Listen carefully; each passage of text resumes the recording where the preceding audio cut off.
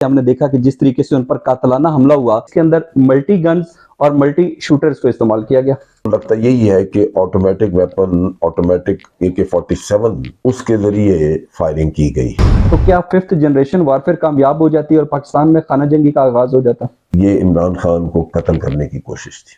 आप कह रहे हैं कि कत्ल करने की कोशिश थी? हाँ। सिर्फ खौफ और रास में मुब्तला करना। ऐसा लगता है कि एक जो आम आदमी है वो पाक फौज पर ही शक करना शुरू हो गया है।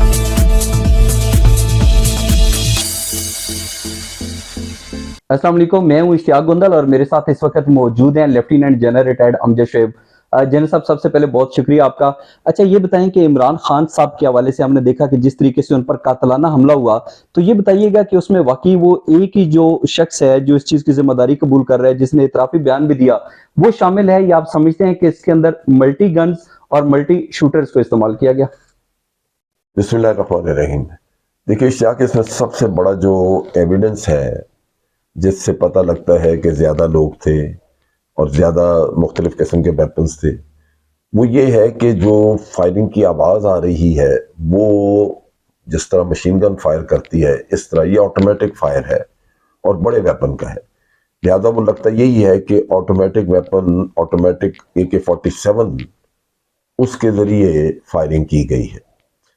दूसरी बात जो उसमें नज़र आती है वो ये है कि जो पिस्टल की गोलियां हैं वो मेटल में से क्रॉस नहीं कर सकती। बाज़ जगहों पे मेटल जो है उसमें से गोली निकली है, यानी अगर कोई प्रोटेक्टिव शीट थी, लोहे की चादर वगैरह, तो वो उसमें से निकली है। एक ये भी, और फिर जो पाँव पे लगी है गोलियां, वो ये इंडिकेट करती हैं कि थोड़ा हाइट से, बुलंदी से किसी ने खड़े होकर गोली चलाई है।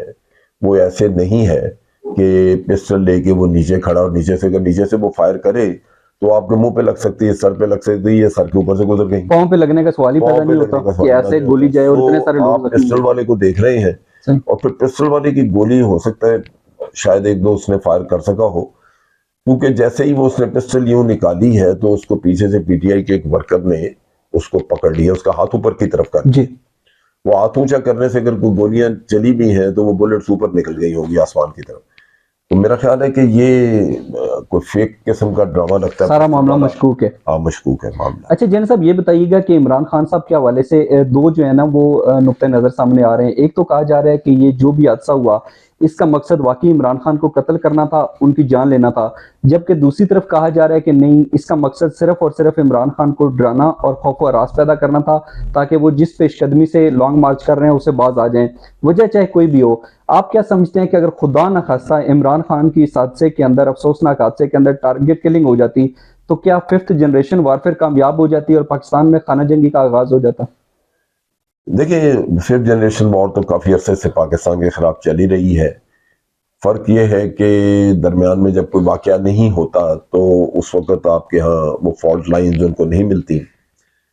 जिस दिन से ये रिजीम चेंज का किस्सा हुआ है और वो देख रहे हैं कि इंटरनल आपकी डिफरेंसेस हैं, एक हुकूमत नाजायज तरीके से अंदर आई है, बन गई है और साजिश का उस पर इल्ज़ाम है, और दूसरी तरफ एक पॉपुलर लीडर है जो पब्लिक को साथ लेके चल रहा है, तो एक टकराव की कैफियत उनको मिल गई जिसके ऊपर वो दोनों साइड से खेल रहे हैं। कभी इसको आगे कर दिया, कभी दूसरी को, इल्ज़ाम तराशियां, झूठे ट्वीट्स, और मुसलसल ये काम हो रहा है, मुसलसल चल रहा है।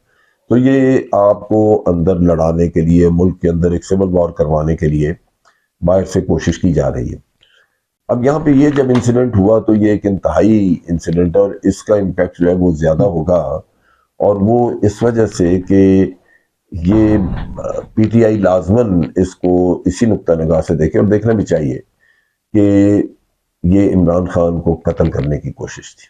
आप कह रहे हैं कि कत्ल करने की कोशिश थी? हाँ। सिर्फ खौफ और रास में मुब्तला करने के लिए। लोग 6-7 जख्मी हुए या ज्यादा हुए।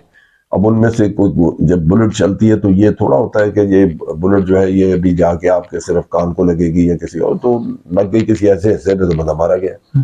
तो इंटेंशन तो यही होती है, टू किल वाली।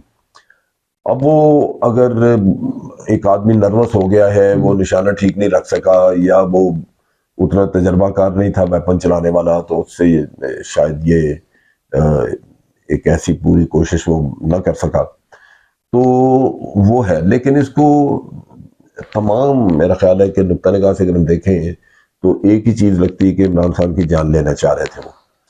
अब दुश्मन आपका जो है वो भी इसको इसी पैराए में आपको देखते हैं। बाहर से चलाएगा। तो फिफ्थ जनरेशन वॉर के लिए उसको एक बहुत ही अच्छा जबरदस्त किस्म का नैरेटिव हाथ आ गया। बिल्कुल सही। अब वो इसको चलाएंगे, इससे दुश्मनी और रंजिश आपस में मजीद बढ़ेगी, मजीद इस तरह के वाक़यात अंदरूनी तौर पे पाकिस्तान गैर मुस्तहकम होगा। तो जन साहब अगर खुदा न खास्ता ये हादसा हो जाता तो फिर खाना जंगी यकीनी थी। और फिर तो लाजमन देखे ना, असल चीज जो जहाँ यहाँ खराबी है क्या, यहाँ खराबी ये है कि एक तरफ हमें ग्राउंड रियलिटीज नजर आ रही हैं, जी दूसरी तरफ जो लोग अरबाब इख्तियार हैं इस वक्त बैठे हुए इक़्तिदार में, वो इन ग्राउंड रियलिटीज को तस्लीम करने को तैयार नहीं। ग्राउंड रियलिटी ये है कि अवाम ने इस पीडीएम 13 जमातों की हुकूमत को रिजेक्ट कर दिया है, और दूसरी ग्राउंड रियलिटी ये है कि वो सब अभी या मेजॉरिटी वो इमरान खान को सपोर्ट कर रहे हैं। अब ये इसका खौफ के चूंकि उसको सपोर्ट कर रहे हैं, हमें रिजेक्ट कर दिया तो हम जितनी देर हुकूमत कर सकते हैं कर लें, सही। क्योंकि इलेक्शन की है तो हम मारे जाएंगे। हमारे जीतने के तो कई आप इम्कानात इस तरह के जितने भी फिर अमकाना कदम उठाएंगे जे इस किस्से को डिले करने के लिए, सही। रोकने के लिए, अपने अपने अपनी हुकूमत को थोड़ा तूल देने के लिए, तो ये नुकसानात होंगे। बिल्कुल सही। और ये नुकसानात बढ़ते हुए फिर अल्टीमेटली आपको सिविल सही। वॉर की तरफ ले जा सकते हैं। बिल्कुल सही। एजेंट साहब अमूमन एक तासर ये दिया जाता है कि इमरान खान को बहुत सारे लोगों की जो है वो सपोर्ट हासिल कर अभी भी हासिल है, जो कि बड़े बाइस असर हैं। आप क्या समझते हैं कि क्या एस्टेब्लिशमेंट के अंदर भी एक एंटी एस्टेब्लिशमेंट सोच पाई जाती है जिसकी इमरान खान को सपोर्ट और हमायत हासिल है? देखें, इसका कहा नहीं जा सकता, क्योंकि प्राइवेटली तो सबकी अपनी अपनी सोच हो सकती है।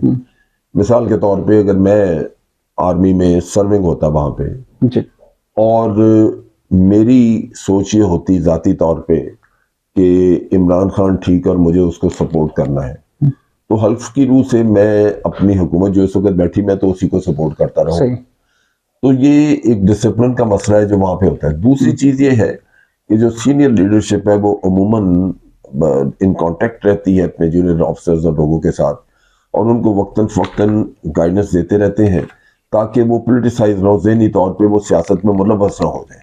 ओपिनियन होना और बात है कि भाई मैं किसी को अच्छा समझता हूँ, किसी को बुरा समझता हूँ, लेकिन अगर उसी की बुनियाद पे सर्विस में होते हुए मैं सियासत करनी शुरू कर दूं तो तो सर्विस का बड़ा नुकसान हो सकता है। बिल्कुल सही। लिहाजा ये कोशिश रहती है कि आप डीपोलिटिसाइज रहें, आप सियासत में फिजिकली मेंटली उसमें शरीक ना हो। सही। बाकी आपकी पसंद नापसंद है तो ठीक, वो हर इंसान के एक जाती फेल है।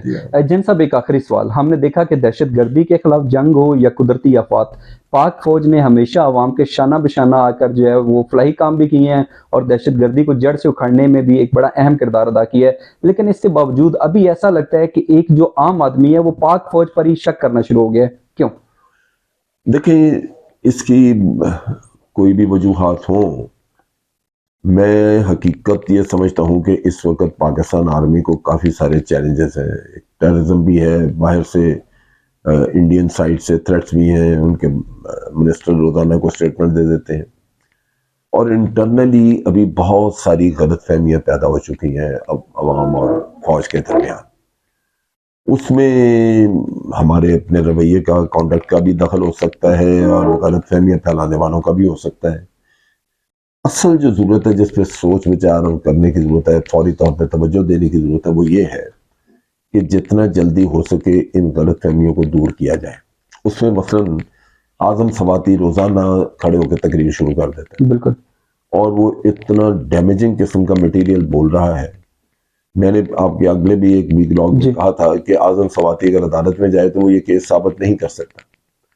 अब इस केस को हैंडल करने के दो तरीके हैं, और वो दोनों जरूरी है इस वजह से कि आर्मी अपनी इज्जत को रिडीम करे। एक तो ये है कि उसकी सारी बातचीत की वजह से आर्मी खुद अदालत में चले जाए उसके खिलाफ, कि हमारे ऊपर इल्जाम के ये रोज खड़ा हो जाता है तकरीर करने, इससे पूछा जाए कि कैसे ये तकरीर करता है, क्या सबूत है, क्या शवाहिद। लेकिन इस तरह के इल्जामात के शवाहिद और सबूत भी तो नहीं होते, लेकिन फिर तकरीरें भी नहीं करनी चाहिए, ठीक है ना।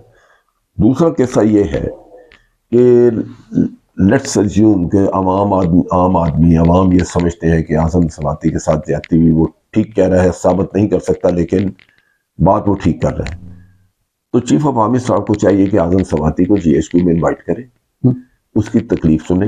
आफ्टर ऑल जब मरियम का कोई किस्सा थोड़ा बहुत हुआ था तो वहां से कराची से बिलावल ने मामला किया तो चीफ ने बिलावल को टेलीफोन किया था कि नहीं? बिल्कुल, और वो सेक्टर कमांडर और फिर उसके बाद आपने तहकीकात कराई या फिर तो आप भी करवा लें। और ये आप कह रहे हैं कि army chief general Qamar Javed Bajwa को लाजमी स्टेप लेना हाँ, चाहिए, हाँ, आजम उनको स्वाति को जीएचक्यू बुलाना बिल्कुल चाहिए। उनको जीएचक्यू इनवाइट करें, क्योंकि असल चीज ये है कि ये बड़ा डैमेजिंग है जो बिल्कुल। रोजाना की बुनियाद पे हो रहा है। आप इसको आंखें बंद करके तो कहें जी अच्छा ठीक है करता तो करता रहे, तो ये तो कोई तरीका नहीं है। सही, इसका आपके यही हल है जो आपने बता हाँ, दिया। इसके इंस्टीट्यूशन पे बड़ा नेगेटिव इफेक्ट है। एक तो ये अच्छा जेस्चर होगा, जी, उसको बुलाएं, उसके सुने और उसकी कोशिश करें कि उसकी तशफ़ी हो, उसको दिलासा दिया जाए, उसके अगर कुछ शुबात है दूर कराए जाए। सही। अगर जरूरत पड़ती है तो वो जिस ऑफिसर का सीनियर ऑफिसर का नाम लेता है जी, उससे उसकी जनरल मुलाकात फैसल। करवाएं वहां में, और उसको बातचीत करा दें कि भी देखें अगर कोई इसने किया होता तो ये आपको बताता, बहरहाल इसने नहीं किया तो आपको वजाहत दे, अगर कोई मिसअंडरस्टैंडिंग है तो खत्म हो जाए। खत्म करा दें। चलें जैन साहब, बहुत शुक्रिया आपका। जी नाज़रीन, आज का व्लॉग आपने देखने का बहुत शुक्रिया। जाने से पहले इस चैनल को सब्सक्राइब जरूर कीजिएगा। अपना बहुत सा ख्याल रखिए। अल्लाह हाफिज़।